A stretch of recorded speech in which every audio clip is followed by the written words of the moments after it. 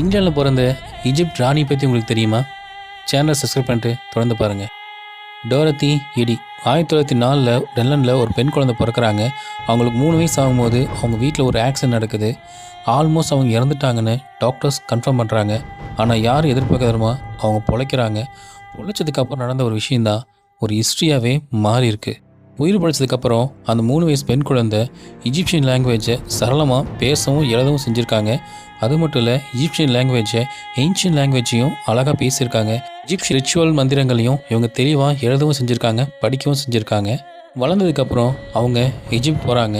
அங்கே போயிட்டு ஷெட்டி 1 அப்படிங்கிற ஒரு பேரோடைய கல்லறை பார்த்து கதறி அலறாங்க. அதுக்கு அவங்க சொன்ன ரீசன் தான் மிஸ்ட்ரியோட உச்சனே சொல்லலாம். பாஸ்ட் லைஃப்பில் இது என் வீடு, என் பேர் பென்ரி ஷெட், நான் பேரோ ஷெட்டியோடைய முதல் காதலி, அது மட்டும் இல்லை அவருடைய டெம்பிள் பிரிஸ்ட்டும் நான் தானே சொல்லியிருக்காங்க. உச்சபட்ச ஷாக் என்னென்னா அவங்க சொன்ன இந்த விஷயத்த ஆர்கியாலஜிஸ்ட் கரெக்ட்னு ப்ரூவ் பண்ணியிருக்காங்க. அது மட்டும் இல்லை, டோரத்தி வாழ்க்கை முழுக்க ஈஜிப்ட்லேயே கழிக்கிறாங்க. அது மட்டும் இல்லை, அவங்க இறந்த பிறகு அவங்கள ஷெட்டியோடைய சமாதிக்கு பக்கத்துலேயே நல்லடக்கமும் செய்கிறாங்க. சயின்ஸையே சைலண்டாகின ஒரு லிவிங் மிஸ்ட்ரின்னு சொல்லலாம். நான் முழுசாக மறுபிரிவை நம்புகிறேன். நீங்கள் நம்பினா கமெண்டில் சொல்லுங்கள்.